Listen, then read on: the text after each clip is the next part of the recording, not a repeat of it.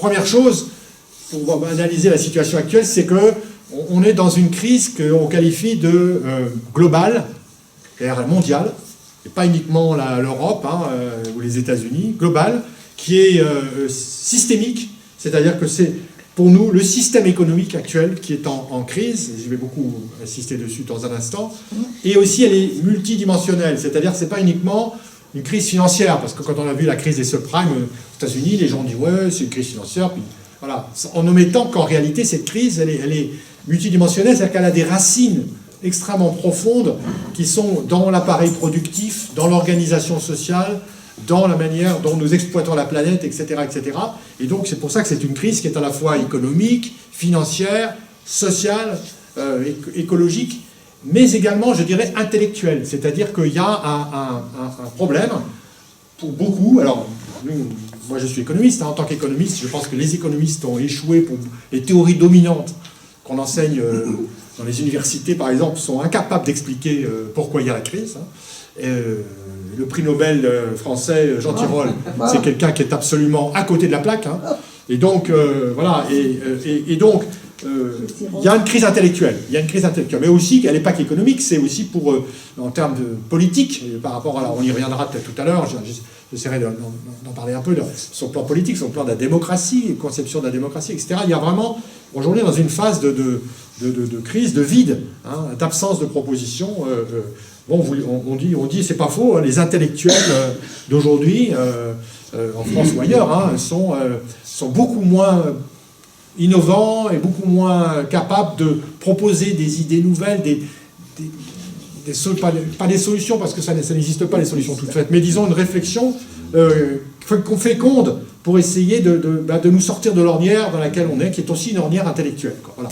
Alors, le mot qu'on emploie pour expliquer pourquoi la crise dure, c'est que nous disons le système économique dominant, que je vais qualifier dans un instant, et s'épuise, étant en voie d'essoufflement. Alors, c'est quoi ce système économique dominant?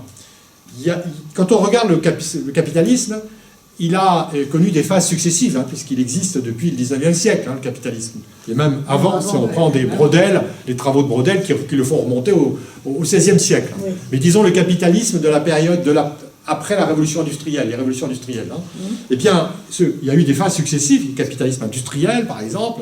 Bon, et après, il y a eu dans la seconde, je vais très vite dans l'histoire, après la Seconde Guerre mondiale, il y a eu ce qu'on a appelé le capitalisme fordiste. Je ne sais pas si ce mot vous est familier. Nous, on l'a appelé comme ça, parce que, enfin, nous et beaucoup d'autres, c'est-à-dire que Ford, du nom du patron de l'industrie automobile américaine, d'une entreprise, Henry Ford, qui était un patron éclairé et qui tranche un peu avec le type de patronat qu'on a aujourd'hui, qui comprenait que les salaires, par exemple, c'était à la fois un coût pour l'entreprise, évidemment, et qu'il ne fallait pas, bien sûr, que les salaires soient trop élevés si l'entreprise voulait être compétitive, mais qui avait compris que les salaires, il y avait une double face. C'était aussi un revenu.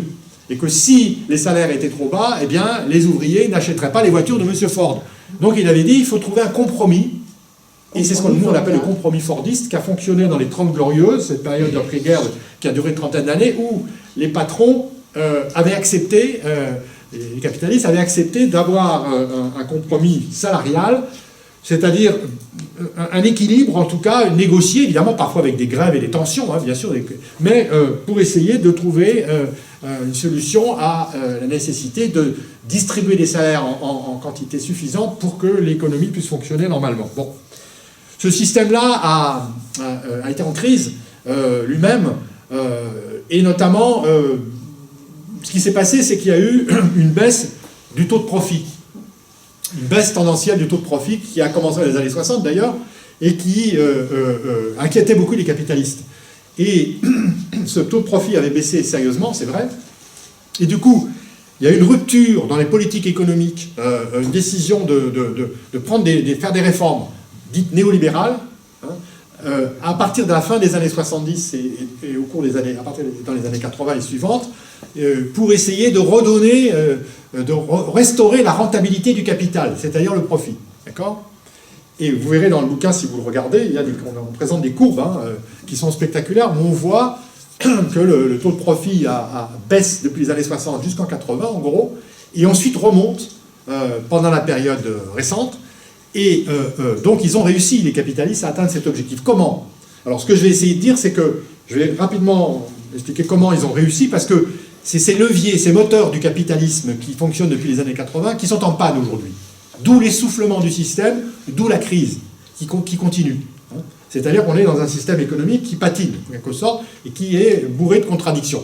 Alors, quels étaient ces leviers? Le premier levier, et on peut raisonner par rapport à ce qui s'est passé en France, mais ça s'est passé dans plein d'autres pays, la plupart des pays, il y a eu la question du partage de la valeur ajoutée entre les salaires et les profits. Pour restaurer le profit, il fallait que le partage se modifie en faveur du capital, c'est-à-dire des profits, et au détriment de la part salariale. Et c'est exactement ce qui s'est passé. C'est-à-dire, là aussi, on a des données, et maintenant c'est bien développé. Même les organisations internationales qui ne sont pas spécialement progressistes, comme le Fonds monétaire international ou l'OCDE, ont publié des statistiques qui sont maintenant qui sont très claires.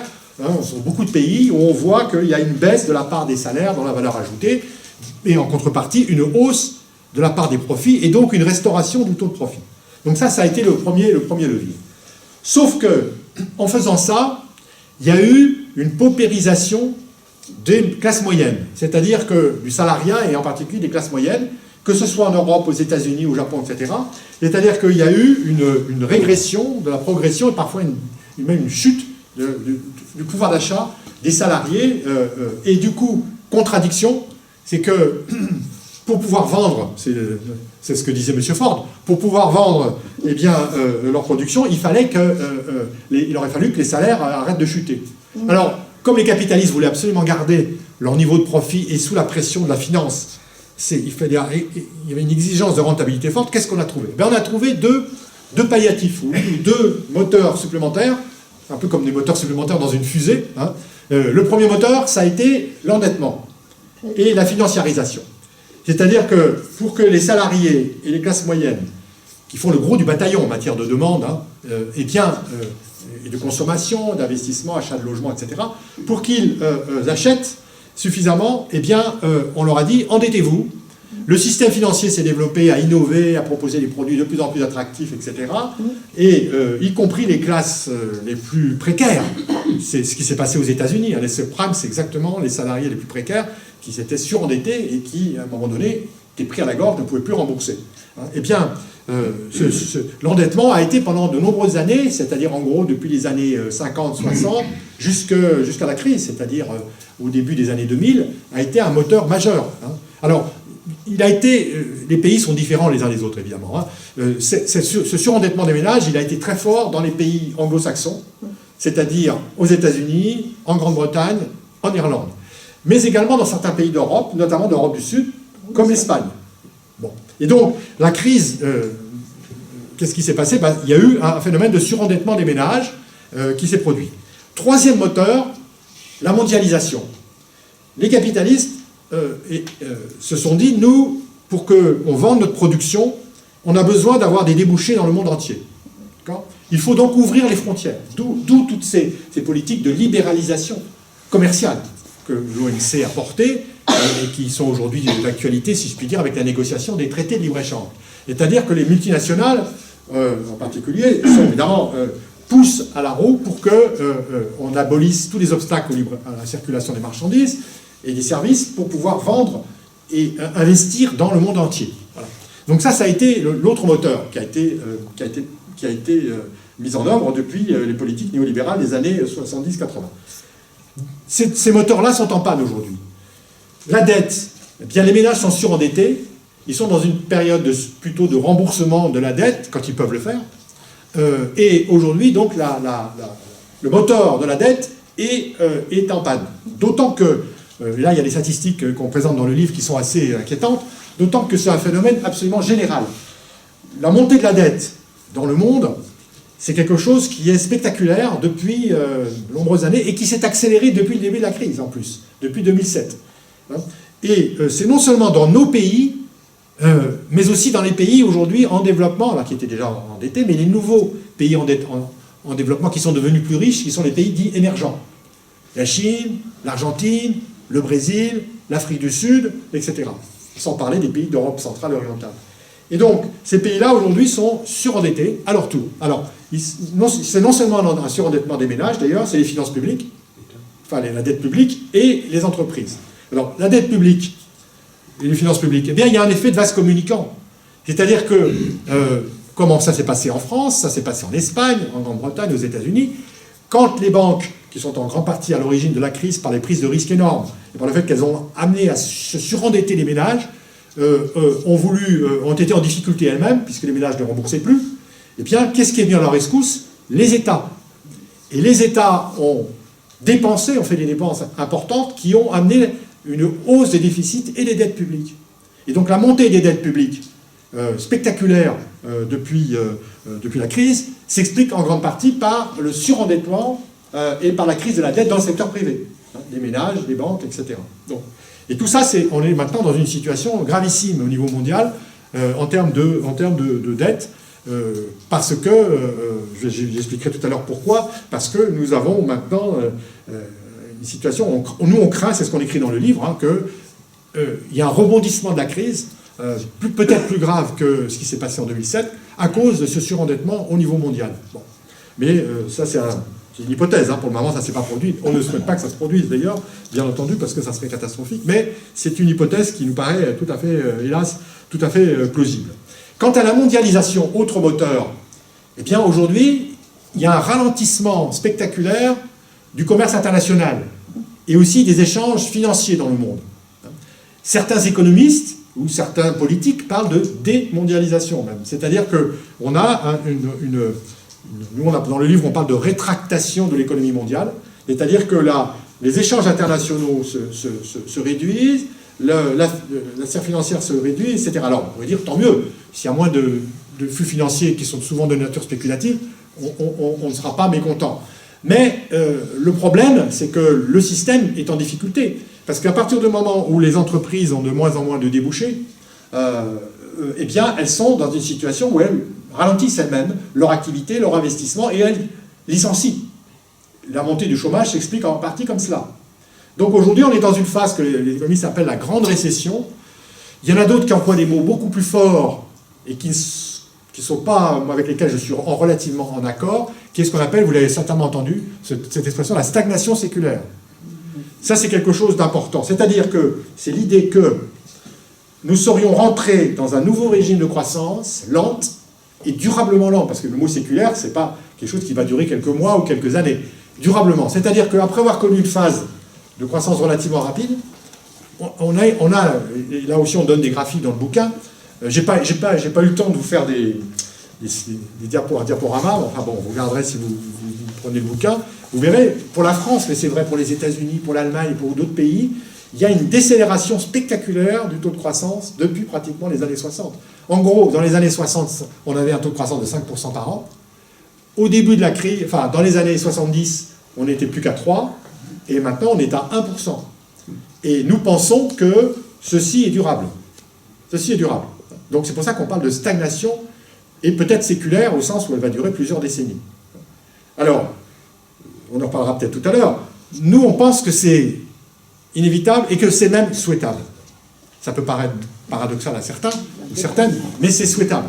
C'est souhaitable parce que c'est cette surcroissance qui a été à l'origine de gaspillage, de pollution, et qui est en partie à l'origine de la crise écologique et climatique.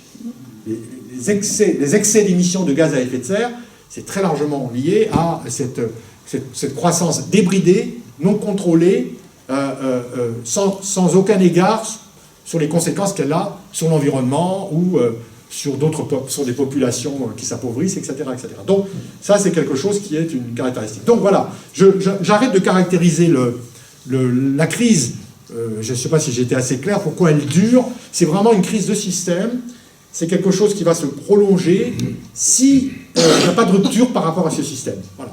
Alors, point suivant, justement, mais qu'ont fait nos élus, nos gouvernants? Pourquoi n'ont-ils pas, ou qu'ont-ils fait, et pourquoi n'ont-ils pas pris des mesures qui permettraient de sortir de cette situation? Alors, ils ont mené des politiques. Si vous écoutez les discours en France ou en Europe, ou ailleurs, les politiques, ceux qui sont au gouvernement, disent « mais nous faisons des réformes, nous agissons pour sortir de la crise, etc. » Alors ce qu'on montre aussi dans le livre, sans trop de difficulté d'ailleurs, c'est que ces politiques sont un échec et que même elles ont aggravé la crise. Alors je vais prendre quelques exemples, 3 ou 4 types de politiques qui ont été menées, pour vous montrer à quel point ceux qui nous gouvernent sont vraiment des irresponsables, pour ne pas dire des criminels, par rapport à la situation dans laquelle on est aujourd'hui, et ce qu'ils ont fait ou n'ont pas fait.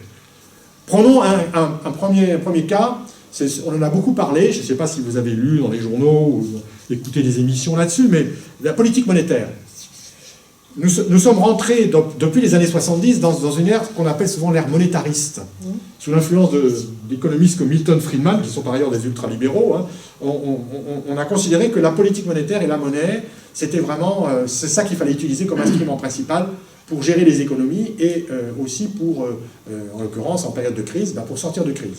Alors, comme toujours, le monde n'est pas blanc et noir. Il y a du positif et du négatif. Je m'explique. Bon, en tant qu'économiste, et vous sans doute aussi en tant que citoyen, tout simplement, on est intéressé par l'histoire. Et quand on regarde la dernière grande crise du capitalisme, qui est celle des années 30, 1929, 1930 et suivantes, on constate, et là il y a une unanimité de tout le monde, qu'il y a eu la gravité de la crise de l'époque s'explique par le fait que les banques centrales, qui gèrent la politique monétaire, ont fait le contraire de ce qu'il fallait faire. C'est-à-dire qu'elles ont coupé les vannes du crédit et de l'aide au système financier au moment de la crise. Et ça l'a aggravé. Bon. À l'époque, ils croyaient bien faire. Bon. Et alors on dit que les banques centrales jouent un rôle de prêteur en dernier ressort, c'est-à-dire qu'elles apportent au système bancaire et financier les liquidités et les financements qui lui manquent en période de crise. Bon. Les banques centrales d'aujourd'hui, notamment telles qu'elles ont œuvré depuis 2007, 2008 et les années suivantes, ont fait la politique exactement inverse, mais elles sont allées beaucoup trop loin dans l'autre sens, probablement, même certainement.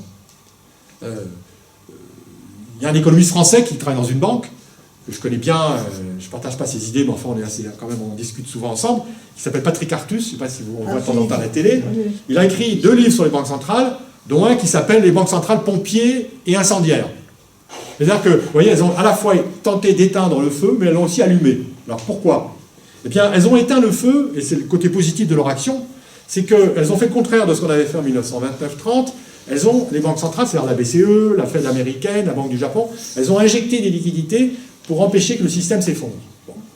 Et de fait, elles ont plutôt réussi. C'est-à-dire que, bien sûr, il y a eu des banques qui ont fait faillite, la fameuse faillite de Lehman Brothers en 2008, par exemple, ou d'autres banques en Grande-Bretagne, notamment, qui ont fait faillite. Mais, dans l'ensemble, on a évité que le système s'effondre. Parce que ce qui se passe dans le système bancaire, c'est que les banques sont tellement liées entre elles, notamment parce qu'elles se prêtent entre elles, que s'il y a un effet de domino qui peut se produire très vite, si l'une d'entre elles est en faillite, c'est tout le système de proche en proche qui peut s'effondrer, comme un château de cartes. Et donc, si vous voulez, les banques centrales avaient tiré les leçons de la crise de 29-30 et elles ont du coup sont intervenues. Donc ça, c'est plutôt bien, si je puis dire. Mais là où elles sont allées beaucoup trop loin, c'est qu'elles ont prêté sans aucune condition, sans garantie, sans condition. Elles ont dit aux banques, prenez tout l'argent que vous voulez, je baisse les taux d'intérêt jusqu'au niveau 0, je prête à guichet ouvert. Et donc elles ont prêté massivement, sans contrepartie. Or, elles auraient dû prêter aux banques, les banques, parce que même si c'est des banques capitalistes, on ne peut pas les laisser s'effondrer parce que nous serions les premiers à payer les pots cassés, par rapport à la crise que ça produirait. Mais il fallait dire aux banques, on vous prête, mais à ce moment-là, à condition que.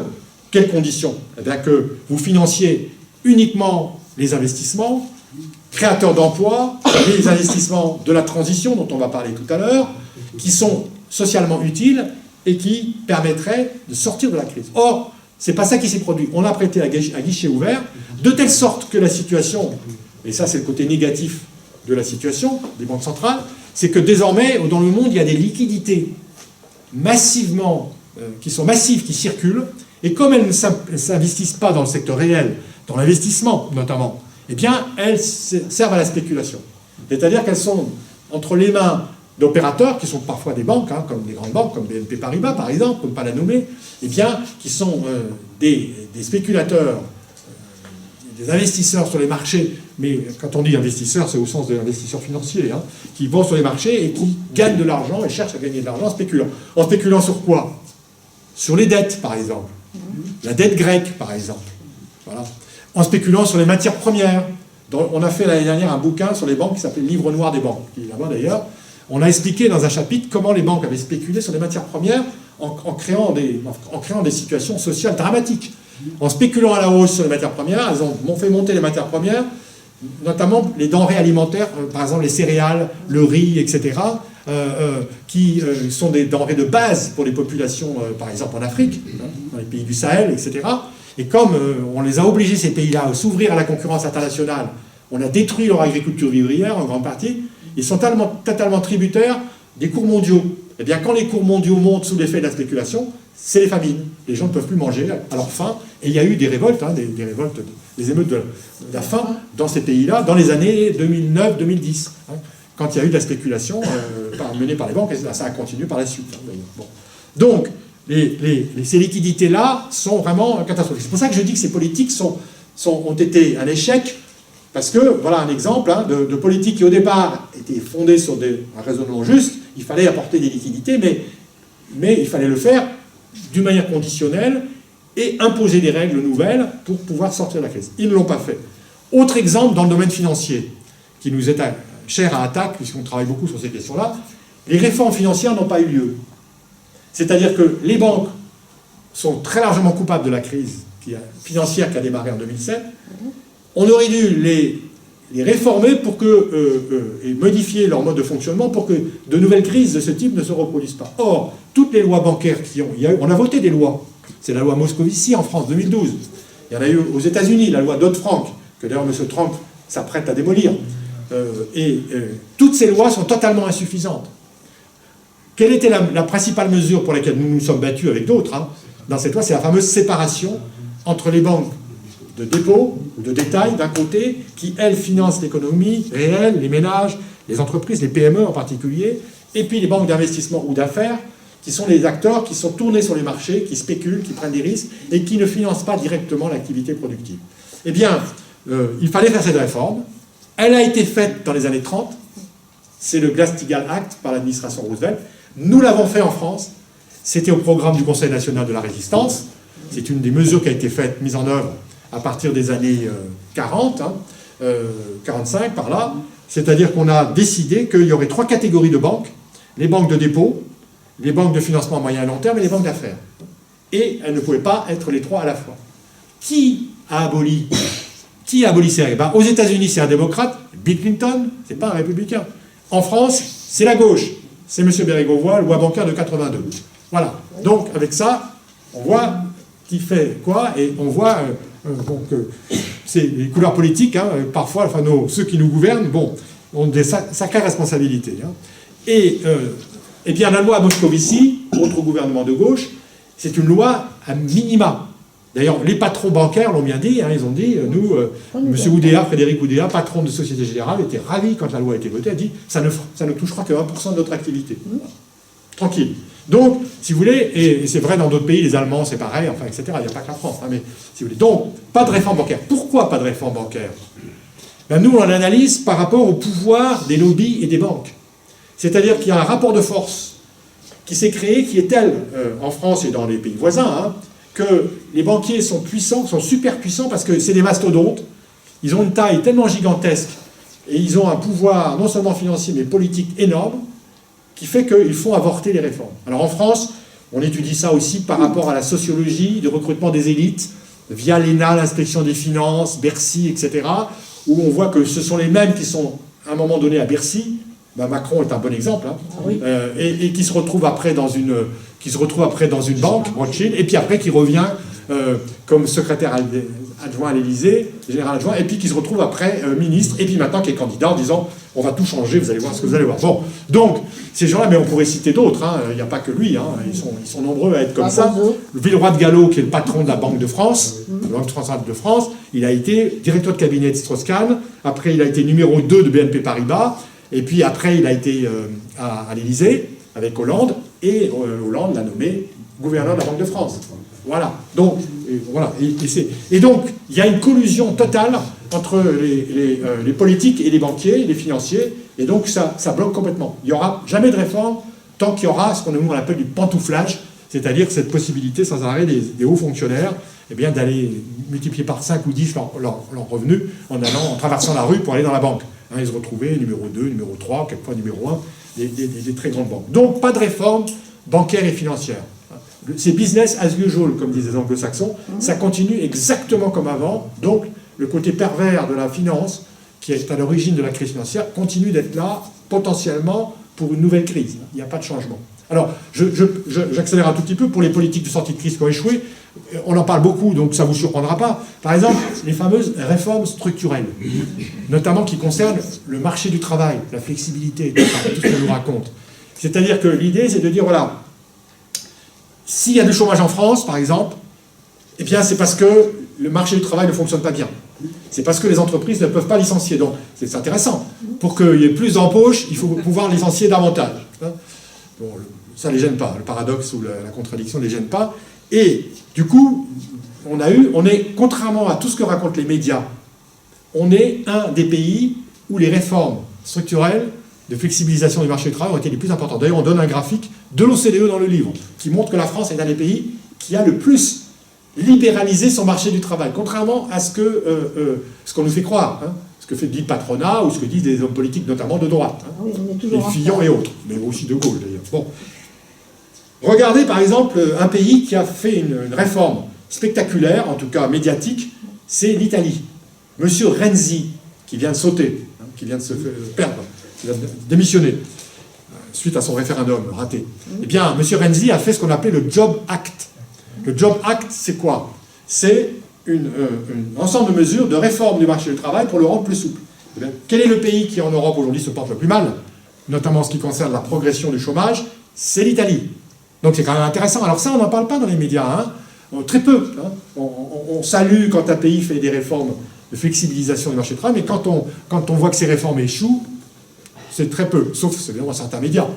Donc voilà, donc ces réformes ont complètement échoué. Et voilà. Dernier volet des politiques, c'est les politiques d'austérité.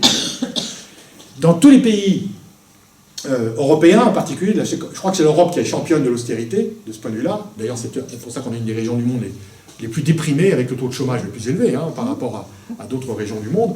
Eh bien, on a mené des politiques d'austérité d'une violence fantastique, soi-disant notamment pour lutter contre l'endettement, le surendettement, rigueur budgétaire, etc. L'exemple emblématique et malheureux, le plus malheureux, c'est la Grèce.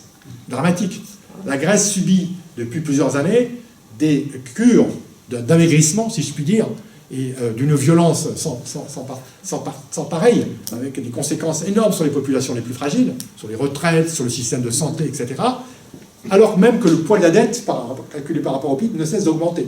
Échec total de ces politiques. Bon, et on pourrait comme ça développer à l'infini. Hein. Ces politiques ont totalement échoué. Donc, partant de ce bilan, que le système est à bout de souffle, que les politiques de sortie de crise non seulement ont échoué, mais aggravent le mal, on ne peut pas rester les bras croisés en disant on va continuer comme avant. Or, regardez les candidats, entre parenthèses, aux élections, hein, que ce soit de gauche ou de droite pour la plupart, enfin, nous proposent les mêmes remèdes. Hein. Ça continue comme avant, il n'y a pas beaucoup de changements. Hein. Alors on va peut-être y revenir quand on va parler un peu du revenu universel, des choses comme ça, mais il y a très peu d'innovation, très peu d'idées nouvelles pour eh bien, développer des pistes nouvelles. Alors nous, on pense qu'il faut lancer un débat citoyen, et c'est un peu un des objectifs de ce livre, hein, c'est de lancer un débat sur les changements nécessaires. Alors nous, dans le bouquin, on emploie le mot de bifurcation. On essaie d'employer un terme imagé, c'est-à-dire l'idée qu'on est sur une trajectoire qui est extrêmement mauvaise, qui nous conduit à la catastrophe, notamment sur le plan climatique.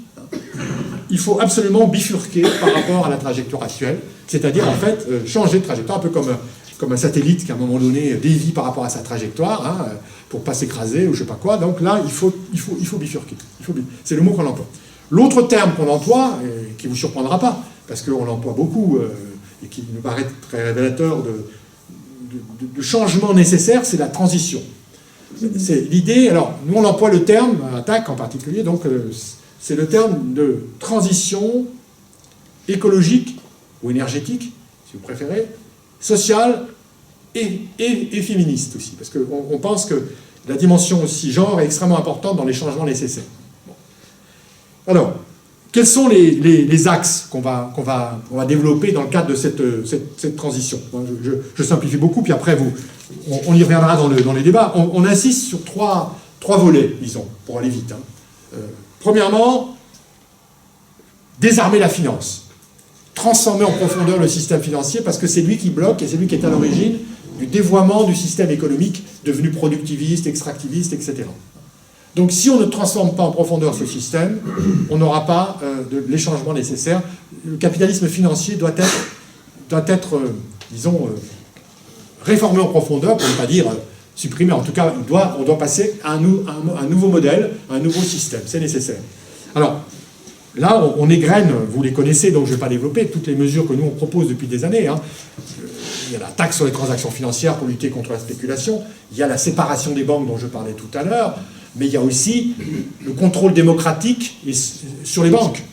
C'est-à-dire que plutôt que d'avoir des banques qui sont gouvernées uniquement dans l'intérêt des actionnaires, pour une rentabilité maximum à court terme, l'idée c'est qu'on pense que les banques sont nécessaires. On n'est pas de ceux qui disent qu'il faut supprimer les banques comme certains le disent. Non, les banques sont nécessaires, mais des banques gouvernées autrement.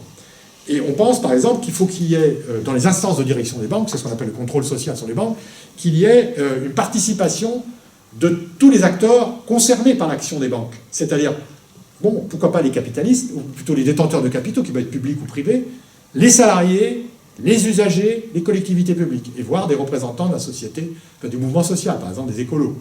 Bon.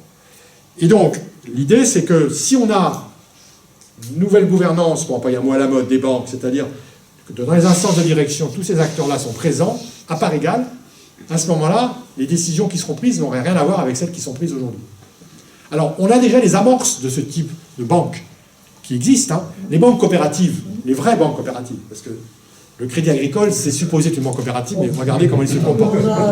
Mais bon, mais regardez par exemple, je ne vais pas faire de publicité, mais regardez une banque comme le Crédit Coopératif, on peut le critiquer, notamment parce qu'il malheureusement, il est adossé à BPCE, Montpellier Caisse d'Épargne, qui est une banque qui n'est pas vraiment toute blanche. Mais le Crédit Coopératif, c'est quand même la banque de l'économie sociale et solidaire. C'est une vraie banque coopérative. Il y a aussi la NEF, d'ailleurs, qui est d'ailleurs liée au Crédit Coopératif. Bon, ça, c'est des banques malheureusement trop petites. C'est des petites banques par rapport aux besoins de l'économie, mais c'est le type de banques qui doivent se développer si l'on veut cette transformation, cette transition. Voilà. Elles existent, ces banques-là. Il faudrait que le système juridique, le système politique permettent qu'elles existent et qu'elles se développent. Aujourd'hui, on les empêche de se développer en réalité. Hein. C'est pour ça qu'elles sont si petites. Hein. Bon. Voilà. Et donc la NEF, par exemple, a eu les pires difficultés à devenir une banque à part entière. Elle est en train de le devenir, mais avant, c'était même pas une banque, c'était une société financière qui collectait de l'épargne solidaire, et qui n'avait pas le droit de faire de prêts en son nom. S'il y avait des prêts, c'était le Crédit Coopératif qui portait les prêts, qui était responsable des prêts. Bon. Et donc, si vous voulez, et grâce à des pressions, notamment venant de l'Europe d'ailleurs, l'Europe n'a pas toujours des aspects négatifs, la Commission européenne a exigé que les autorités françaises permettent à la NEF de devenir une banque à part entière. Bon, tout ça pour dire que c'est un combat, quoi. Hein, mais il faut que ces banques-là se développent, c'est nécessaire. Voilà l'autre idée. Autre idée sur le contrôle social et la démocratie dans le domaine de la sphère financière, c'est les banques centrales. On parlait des banques centrales qui sont dites indépendantes. Alors, elles sont indépendantes du politique, c'est-à-dire des élus, mais elles sont dépendantes des marchés. Monsieur Draghi, ancien de Goldman Sachs, d'accord ? Pour prendre un exemple, et on pourrait prendre des tas d'autres exemples comme ça. Quand on regarde, on a étudié ça avec des collègues universitaires, la composition des conseils d'administration des banques centrales, mais c'est incroyable, que ce soit aux États-Unis, au Japon, en Europe, c'est une majorité de banquiers. C'est-à-dire que c'est clair que ça explique pourquoi les banques centrales roulent pour les banquiers. Donc quand elles disent qu'elles sont indépendantes, non, elles sont dépendantes des banques et des marchés. Et qu'est-ce qui est le pire? Est-ce que c'est d'être dépendant des élus ou dépendant des marchés? Je pense que la réponse est claire, hein, il n'y a pas d'hésitation. Même si les élus sont loin d'être parfaits, ils font quand même mieux, ils ont plus le sens de l'intérêt général quand même que les banquiers, qui roulent pour leurs intérêts et pour les actionnaires, etc. etc. Donc ça c'est un élément important. Donc la question des banques centrales aussi doit être posée, leur rôle, leur fonctionnement. Bon, je ne développe pas plus.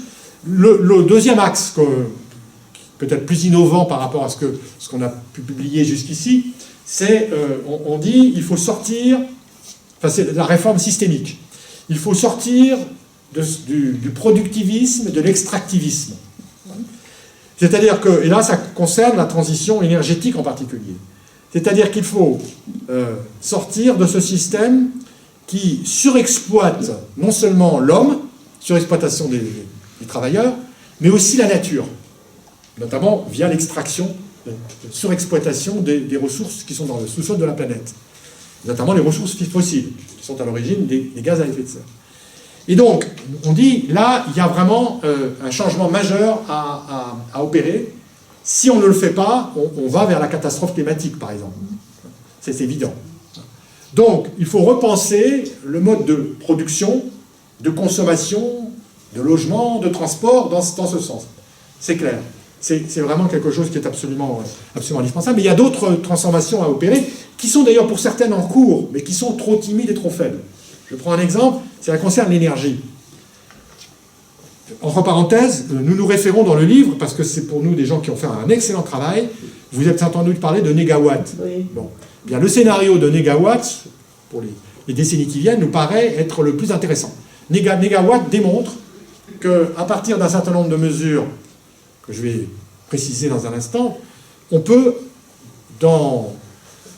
d'ici 2030 ou 2050, selon les scénarios, donc c'est pas très éloigné, être totalement dépendant uniquement de l'énergie renouvelable, c'est-à-dire se chauffer, produire, etc., ne fonctionner qu'avec des énergies renouvelables, et donc avoir totalement supprimé l'utilisation des énergies fossiles en particulier, qui sont à l'origine notamment donc du réchauffement climatique.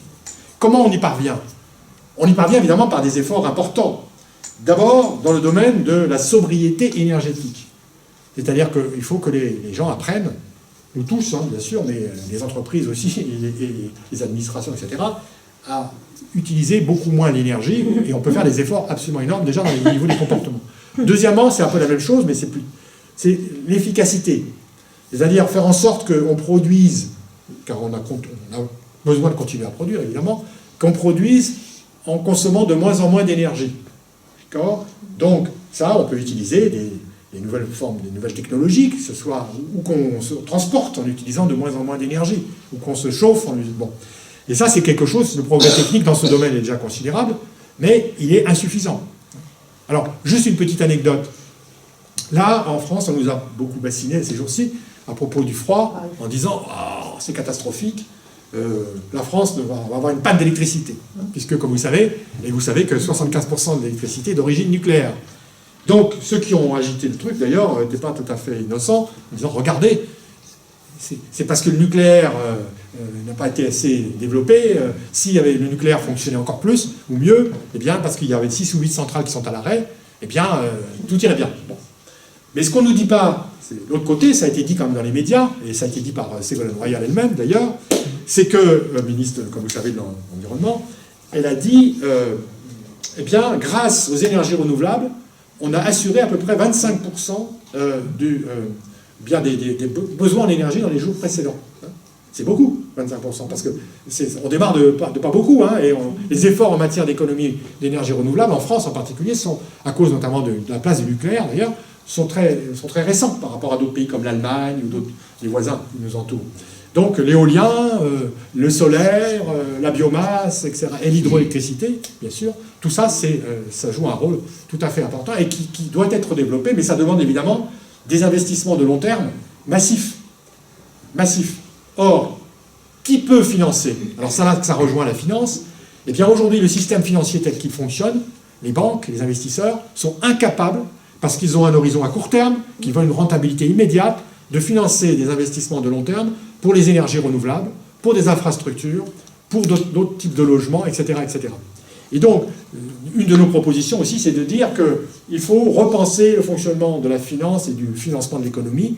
Par exemple, créer une vraie banque de développement public. Pas qu'en France d'ailleurs, si c'est possible, à l'échelle européenne, qu'il y ait des banques de développement public. Il en existe, en Allemagne, il y en a une par exemple.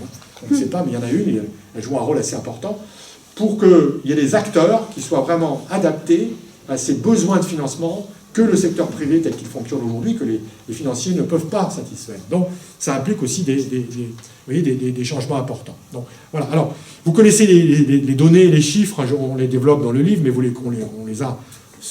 C'est les données qui circulent, notamment les travaux du GIEC, le groupe international d'experts sur le climat, qui sortent des chiffres intéressants. Hein. C'est quand même des experts qui travaillent de manière assez, je pense, assez rigoureuse. ils ont sorti cette donnée que vous connaissez, j'imagine, qui est de dire que si l'on veut limiter à 2 degrés le réchauffement climatique, on doit laisser 80% des énergies fossiles, enfin des sources d'énergie fossiles qui sont actuellement dans le sol de la planète, on doit les laisser dans le sol de la planète. C'est-à-dire qu'on doit arrêter de les exploiter. Voilà. C'est monstrueux, enfin c'est monstrueux. Vous vous rendez compte, pour Total, pour Exxon et pour toutes ces boîtes, ce que ça représente.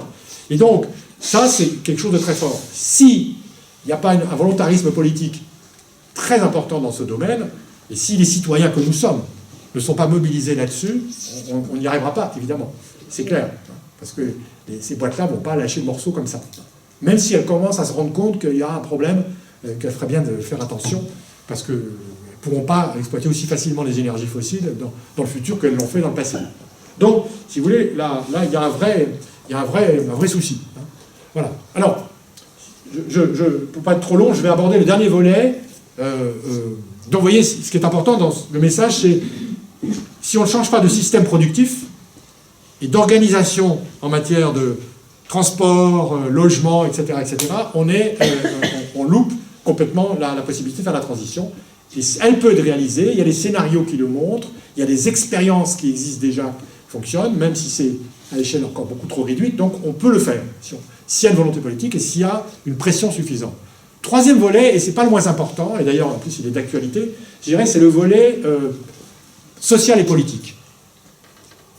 Alors, commençons peut-être d'abord par ou social et démocratique plutôt.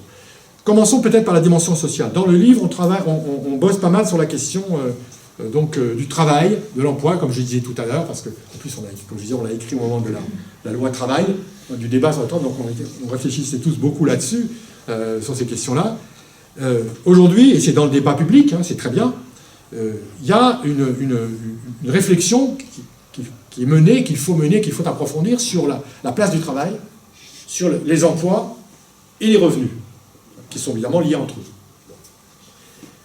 Nous pensons que la question de l'emploi, du chômage donc, ne pourra être résolue que si on accélère la réduction du temps de travail et le partage du travail.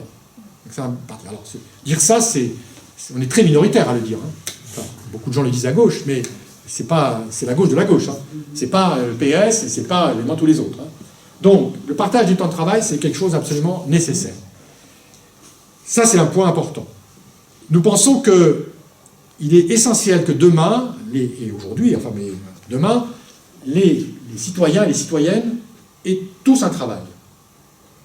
On n'accepte pas ce que, d'ailleurs, certains candidats qu'on écoute sur les ondes aujourd'hui nous racontent, ce qui n'est absolument pas démontré, et qui est, à notre avis, même faux, c'est de dire qu'à cause de la révolution technologique, presque tous les emplois vont être détruits, et que donc, il faut accepter cela. D'une part, on ne peut pas l'accepter, et d'autre part, c'est faux. C'est faux parce que l'histoire passée, alors là, c'est en débat, moi j'affirme, bien sûr, comme il y a un débat, ça prouve que tout le monde n'est pas d'accord, et encore une fois, comme je disais au début, je ne prétends pas avoir la vérité infuse, mais c'est notre position dans le livre, qui peut être critiquée, contestée.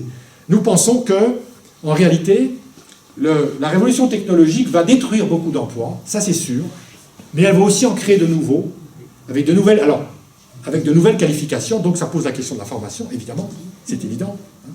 Mais quand on regarde par exemple les États-Unis, qui sont le pays qui est le plus en avance technologiquement, on constate aux États-Unis, les études montrent qu'il y a eu, à l'occasion de la vague technologique, des nouvelles technologies de l'information et de la communication, il y a eu autant d'emplois de détruits que d'emplois nouveaux créés. Donc, c'est-à-dire qu'il ne faut pas accepter cette espèce de défaitisme qui consiste à dire les nouvelles technologies vont détruire plus d'emplois qu'elles vont en créer, donc il faut prendre des mesures, dont le revenu universel, dont je vais parler dans un instant, qui permet d'y pallier. Alors, ça ne veut pas dire qu'il n'y aura pas de problème. Il y a une étude qui est sortie cette semaine ou la semaine dernière d'un organisme public, qui est avec beaucoup de sociologues, des économistes, des chercheurs, etc., qui s'appelle le Centre d'études de l'emploi. Si vous l'avez vu, on en a parlé dans les médias. Ce centre dit la chose suivante, qui quand même va à l'encontre de ce que raconte, par exemple, M. Benoît Hamon. C'est, oui, il y aura dans les années qui viendront, les 10 ans qui viennent, 15 ans qui viennent, des destructions d'emplois. Et en net, c'est-à-dire quand on fait le net des créations d'emplois et des destructions d'emplois, il y aura probablement, dans les 10 ou 15 ans qui viennent, 10% de perte d'emplois. Bon, alors, comment on interprète ce résultat? On interprète ce résultat parce que dans une période de transition où on s'adapte aux nouvelles technologies, il n'est pas faux de penser probablement qu'il y aura, dans un premier temps, plus de destruction d'emplois que de création d'emplois. Mais il est par contre tout à fait imaginable et possible, si on se réfère aux périodes antérieures où il y a eu des vagues technologiques importantes, qu'après il y a des créations d'emplois, qu'on soit capable de faire. Et nous, ce qu'on dit, c'est qu'avec le partage du temps de travail, d'une part, et la formation qui permet de s'adapter aux nouvelles technologies, c'est ça la solution par rapport à la question du travail et aussi de l'emploi et aussi... Alors, juste une aparté, il faut pas... C'est vrai que beaucoup de gens mélangent les deux, il ne faut pas la mélanger. Il y a le travail et l'emploi. L'emploi, c'est le fait de bosser, le plus souvent comme salarié, mais pas uniquement, hein, et d'avoir un salaire. Bon. Le travail, c'est autre chose encore. Le travail, c'est le fait que nous ayons une activité, nous travaillons, mais qu'une activité qui peut être de forme très variée. Par exemple, le bénévolat, là, en ce moment, je suis là, je fais un travail de citoyen, de bénévole, c'est du travail. Même si je fais avec beaucoup de plaisir, mais c'est du travail, d'ailleurs. On fait du travail avec du plaisir, justement. C'est des choses qui sont... Eh bien, c'est pas un emploi, voilà. Et donc, grâce à la réduction du temps de travail, justement, on va pouvoir permettre aux gens de faire du travail chez eux, dans leur jardin, avec leur famille, leurs amis, s'éduquer, se cultiver, etc., faire du bénévolat, et la société s'en trouvera mieux. Donc l'idée, c'est aussi de redonner au travail, ce travail-là, toute son importance, quoi. Ce que permet la réduction du temps de travail. Ce qui peut paraître paradoxal, hein, mais qui ne l'est pas en réalité. Bon, je développe pas ce point parce que je suis convaincu que vous êtes tous convaincus aussi de ça. Hein, mais quelquefois, on est devant des gens qui sont plus sceptiques. Hein, donc il faut essayer d'expliquer la chose. Donc, maintenant, passons à la question du revenu. Il est certain que nous sommes dans des sociétés, et surtout dans des sociétés riches, en plus, c'est inadmissible, inacceptable qu'il y ait des gens qui soient en dessous du seuil de pauvreté, c'est-à-dire qu'ils se retrouvent avec moins de 500 € par mois pour vivre. Et ça existe en France, il y a 8,5 millions de personnes qui sont en dessous du seuil de pauvreté. Ouais. Beaucoup. Que ce soit des jeunes qui n'ont pas de boulot, mais aussi des retraités qui ont des retraites minables, et ainsi de suite. Hein. Donc c'est une population. Nous proposons plutôt dans le livre, plutôt que le revenu universel, parce que vous savez ce que c'est que le revenu universel, c'est... Son mot universel veut dire ça d'ailleurs. C'est on donne à tout le monde, sans condition, donc quelle que soit sa richesse et son revenu, on donne un revenu. Hamon le chiffre à 750 € par mois. Moi, personnellement, ça me gêne de penser que tout le monde va recevoir 750 €, les pauvres et les autres. Hein. Bon. Nous, on propose autre chose qui nous paraît plus acceptable à la fois politiquement et même moralement, qui est la suivante, qui est de dire... Il faut ériger en principe le droit à un revenu décent de tous les citoyens de ce pays, ou des autres pays évidemment, mais si je raisonne sur la France. En particulier, tous les gens qui ont plus de 18 ans, qui sont donc en âge de travailler, etc., et éventuellement ceux qui ne trouvent pas de travail, donc qui sont dans des situations de pauvreté, etc., de précarité, il faut qu'ils aient droit à un revenu décent. On peut situer par exemple ce revenu décent, c'est pas beaucoup, mais pour commencer à 1 000 € par mois.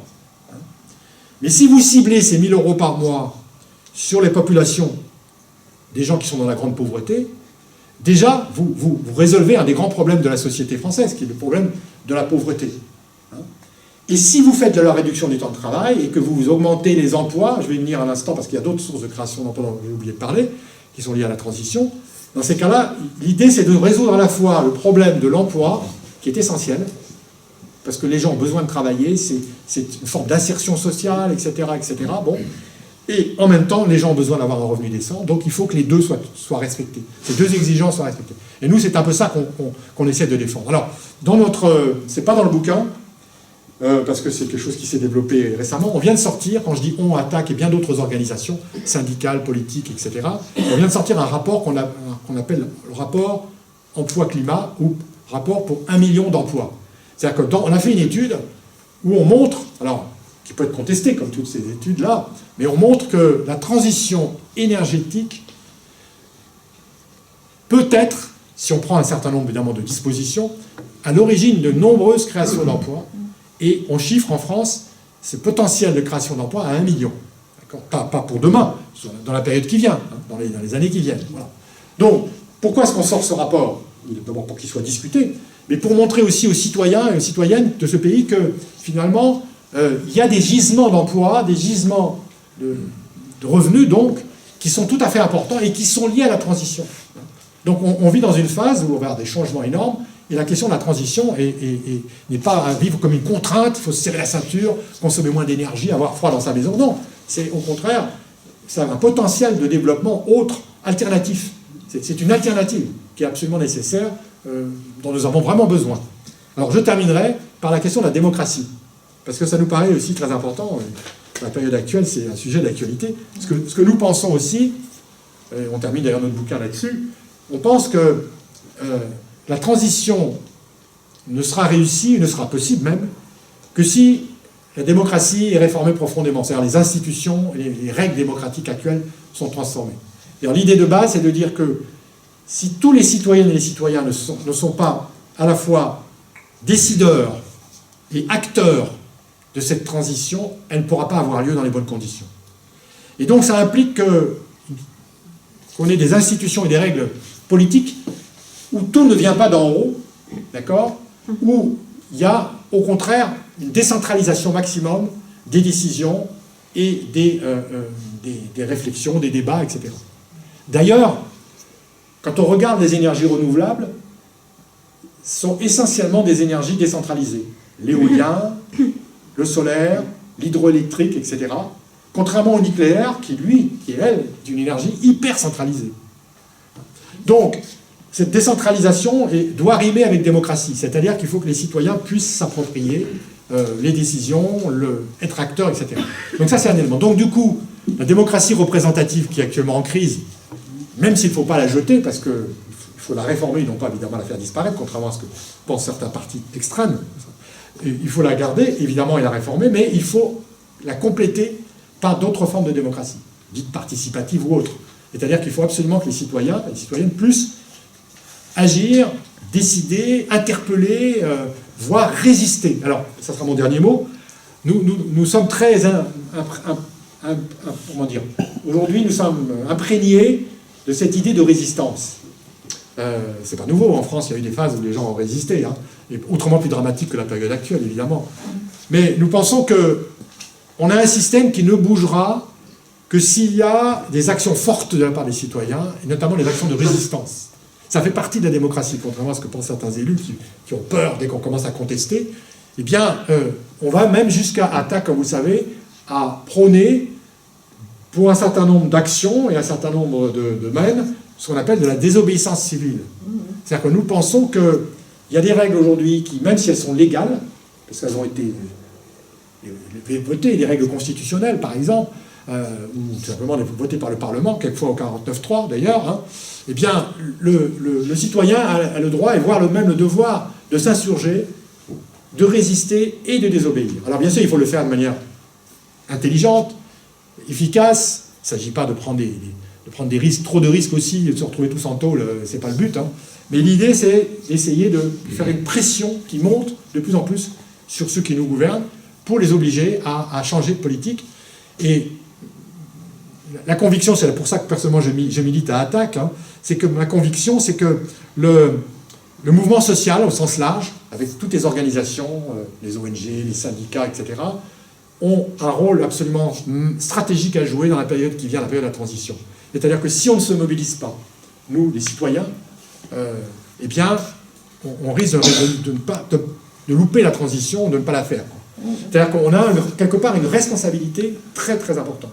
C'est-à-dire que moi je pense que nous sommes devenus une composante absolument nécessaire, et qui sera, je l'espère, de plus en plus importante au XXIe siècle, de la vie sociale et de la transformation sociale, économique, politique, écologique. C'est-à-dire, pour la question du climat, par exemple, on l'a bien vu au moment de la COP21, hein, les ONG ont joué un rôle très important. Alors, plus ou moins, parfois ambigu, hein, pour certaines, qui sont payées par des entreprises, sont payées par les gouvernements, mais quand même, dans l'ensemble, il y a un mouvement social très fort, et ça pousse les gouvernements à prendre des mesures, des décisions, etc. Donc, il faut maintenant accentuer ce mouvement de résistance, mais aussi de propositions, parce qu'il ne s'agit pas de dire on n'est pas d'accord, on va casser, ou on va occuper BNP Paribas, par exemple. On le fait, mais on le fait en faisant des contre-propositions.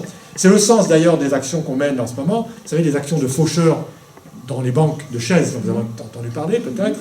Pour beaucoup d'entre vous, si vous êtes à Attaque, évidemment, vous en avez entendu parler. Mais c'est l'idée, maintenant, on a évolué. Parce qu'au début, on se contentait d'aller piquer les chaises. Alors, vous savez qu'au procès de Dax, le juge a utilisé un mot qui est très intéressant. Il a dit, non, c'est pas du vol, c'est pas du fauchage, c'est de l'emport. C'est pas mal, hein. Donc maintenant, on est content parce que voilà, même les juges se mettent à montrer, à accepter l'idée que c'est pas du vol et ça c'est de l'emport. Bon. Mais dans ces actions d'emport de chaises, si je puis dire, maintenant, qu'est-ce qu'on fait? On fait des scènes, c'est pratiquement du théâtre, pour montrer ce qu'on pourrait faire avec l'argent de l'évasion fiscale. Et par exemple, on va simuler une salle d'opération ou un service d'urgence d'un hôpital, comme il en manque tellement. Où on va faire une scène d'école, hein, une scène de classe, qui manque tellement de maîtres manquent, le taux d'encadrement est tellement insuffisant, etc. etc. Donc l'idée, c'est aussi de faire des actions de ce type-là, qui sont des actions qui sont symboliques, hein, mais qui ont, je pense, un poids très important, et on espère et on pense que ça marche dans l'opinion, même les médias morts de l'hameçon, c'est-à-dire que ça va nous permettre peut-être de faire passer des messages d'une manière forte, mais aussi, voilà, bon enfant aussi même. Hein. C'est un happening, comme diraient les anglo-saxons. On fait aussi ça pour ça. Hein. Et je pense que voilà, c'est ce genre de choses qu'il faut qu'on développe de plus en plus si on veut avancer sur cette question de la transition et de la bifurcation. Voilà, je m'arrête là et puis la discussion est ouverte. Bravo.